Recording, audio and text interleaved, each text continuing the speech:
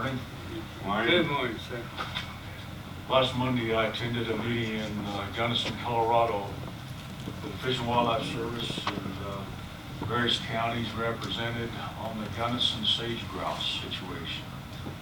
You may recall that there was a settlement agreement reached about a year ago that directed Fish and Wildlife Service to develop a recovery plan for this Gunnison sage grouse within 30 months, and that 30 months will end October of 2020.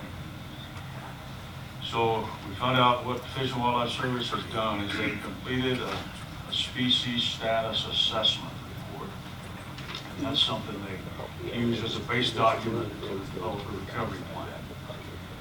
The recovery plan is being developed, and that will be out for public review sometime probably late October for I think a 60 or 90 day period. So they were giving us some preliminary information on this. Well, we thought that information that they gave would be useful to the local Soil Conservation District Board in San Juan County. So that board has agreed to a meeting on July the 9th at 6 p.m. And that's where Fish and Wildlife Service will come and make a presentation to that Soil Conservation District Board. And they have also invited the Dove Creek Soil Conservation Board to that meeting. And they've asked me to extend an invitation to the county commissioners to attend that meeting at 6 p.m. also, if available to do so. The date again? Say again? What's the date again? That's July the 9th. I believe that's a Tuesday. What time? 6 p.m. And that'll be here in the commission chambers. And there may be a field tour for Fish and Wildlife Service that afternoon prior to the meeting. So evidently, I don't think some of the Fish and Wildlife Service staff have actually been in the habitat area in San Juan County. Is there under BLM, this whole project? No, it's Fish and Wildlife Service. Fish and Now, Wildlife? no, the habitat that's been designated as critical, I think is 94, 96% private land. How many Critical acres? habitat. How many acres? I don't recall. 60,000? No, it's more than that. It's 150,000 or so, I think. Yeah. It's primarily all the area northeast of Monticello on the flats. There is some south of Monticello. But basically east of Highway 191. And basically north of Highway 4, that's a new number on the Cortez Highway anyway, north of the Cortez Highway. So that's the information on the Gunnison sage grouse situation currently. How many birds they count on that 100,000 acres this year? I think they count males on the leks, the strutting grounds, and they only counted 4 males this spring. 7 males the previous spring. So would Fish equate- and Wildlife have over 100,000 acres to protect those 4 male birds. Yeah, that male to total population is basically 5 to 1, so you could say maybe there's 20, 25 birds estimated total population in this satellite population of the Gunnison sage grouse. Now the Gunnison Basin is the main area, and that's for 4,000 to 5,000 birds over there. But the species was designated as a threatened species several years ago. That's where they need to concentrate on the Yeah, I was on the advisory council for the BLM, so they do also study those habitats, sage grouse. We need to trap all those birds and move them over on the For field. the state of Arizona, the state of Utah. We did made some visitations to site areas where a lot of people were complaining, cattle growers and bird habitat not going too well together. cattlemen is people are saying cattle are damaging the nesting areas. That's what they were saying. Okay. On to another subject. The 2 years back, BLM reached a settlement agreement with the appellants on the resource management plans in Utah, specific to transportation or travel management planning. And in that settlement agreement, BLM is required to conduct travel management planning on certain travel management areas. And the one that affects us is primarily the Hatch Point area, as well as, it doesn't adjoin, but it's separate in the Schaefer Basin area, all in San Juan County. And San Juan County was invited to participate as a cooperating agency in that effort about a year ago, and we have been participating with that group to look at each individual road. Now, BLM is at the point where they need to do the Section 106 consultation process for cultural resources in that travel plan. So they have sent a letter to the county through me stating basically what I've told you there, and inviting the county to be a consulting party in this Section 106 process. We have been a consulting party on other efforts on cultural resources in the past.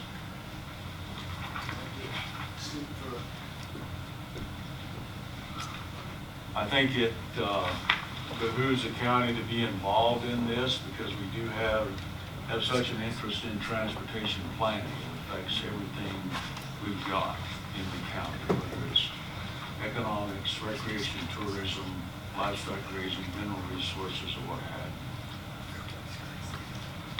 So I propose that we accept that invitation to be a consulting party. And I have drafted a letter here for your consideration if you decide to do that. To take up their offer of consulting party.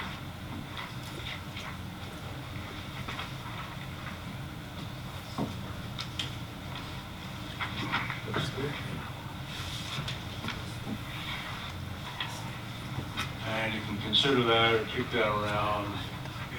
We don't necessarily need to sign it today. I did not get it on the agenda. I apologize for that. I guess I'm still working on the old system.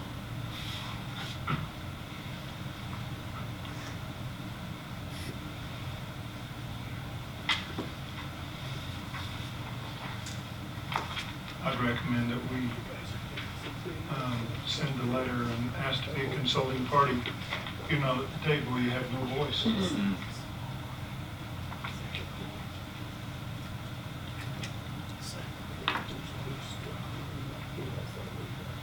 Even if you wanted to sign it today and write up at another time, I think we can. Yeah, make a motion, we put it on the regular agenda for signature today, David. Second.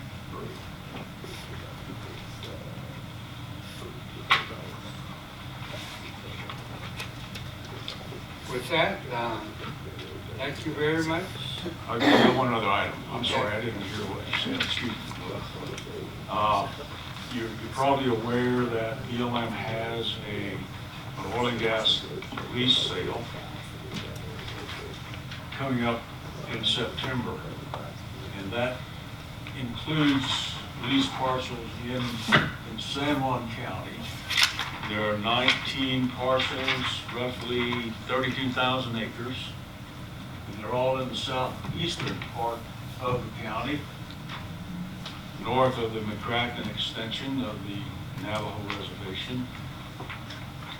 And BLM has now completed an environmental assessment on leasing of those parcels. They're asking the public for any comments they have on that environmental assessment. So I've looked at that environmental assessment, and it appears, I can't argue their expertise on air quality, climate change, and those were the two issues that were covered. They were not covered in previous documents. Everything appears to be in order. And I guess our position on that would be, is leasing consistent with the county policy, the county resource management plan, the master plan that the county has? Basically, it is. Previous oil and gas lease sales have been consistent with county policy, and this one is no different. The only thing that they have not added in their planned conformance and consistency listing is they did not list House Bill 393, which was the Energy Zones Amendment, which was passed by the state of Utah a few years back. And that established energy zones in San Juan County where mineral and energy exploration and development would be encouraged and expedited. And these leases are within the energy zone that covers most of the eastern third of San Juan County. So their proposed leasing is consistent with that law, so that should be added and mentioned in the environmental assessment. So what I've done here, they won't accept letters as we commonly do. They want any comments submitted electronically on these documents. So the draft you've got before you are the two items that I think we should add as comments on the NEPA documents. One would be the inclusion of the energy zone amendment, a reference to that, as well as a comment on the unsigned finding of no significant impact to the human environment. And based on their environmental analysis and their conclusions there, I would concur with that unsigned determination of no significant impact. So this is something, again, for your consideration. I believe this, commissioners, I think you all have received some correspondence from some individuals related to this. Putting this all together now. Sorry? BLM had sent, probably about a month ago, some information, a map, and information on the cultural stipulations that would be applied to these leases. I don't know if that's what you're thinking of. No, it's something different. The commissioners and I was CC'd on it later, had received some correspondence from individuals who were concerned about the impact of these leases. Cultural and artifacts impact. Particularly, particularly the water situation also. Those are the issues that are related to these that has not been mentioned in your comments. And those are all covered in the environmental analysis with the stipulations that would apply to actual drilling if that ever occurs on these leases. BLM has put every legal requirement and restriction that they have that would cover air quality concerns, wildlife, cultural resources, groundwater, and any other resource that could be affected by development of these leases.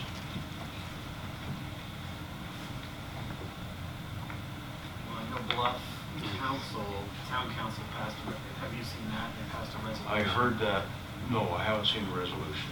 So they authored a resolution that was a resolution opposing and urging caution regarding the oil and gas. There was a comment made here from one of the McCracken Nation individual. So Well, that's for your consideration as to whether you want to comment or let it slide or whatever you choose to do. and what was the deadline for comment? July the 1st.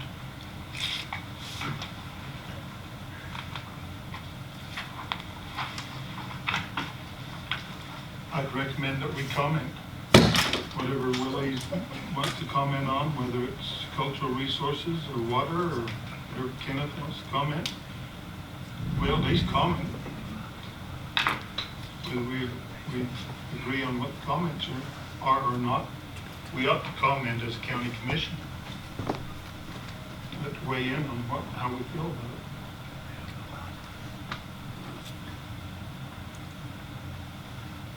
Well, my comment would be that according to previous information that I received from the public, comments that were made, and also from Friends of Cedar Mesa, the impacts are from their position, and I agree with them that the archaeological and cultural resource are very heavy in those areas, and many of those sites will be damaged, even though right now the only survey that what was mentioned is no significant impact. Those are superficial, but underground, subsurface artifacts that are buried, those are the concerns, because those are not included in their assessment. So unless you do the diggings first, then you'll say, yeah, it's okay now. We remove all the artifacts. So in that sense, that is my position at this time, my statement. So those, in light of that, I'll rephrase it again. Those assessments that were done indicating no significant impact, those are superficial assessment that was done to the ground. No subsurface assessment has been made. And if you permit for those wells, for those permits to be sold, then the developers would be subject to damaging those sacred sites and artifacts. Thank you.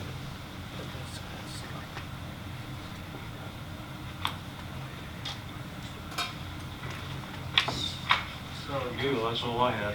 Well, in terms of proceeding on this one, process-wise, Nick, would it help you if it was a sort of a summation, at least of the individual comments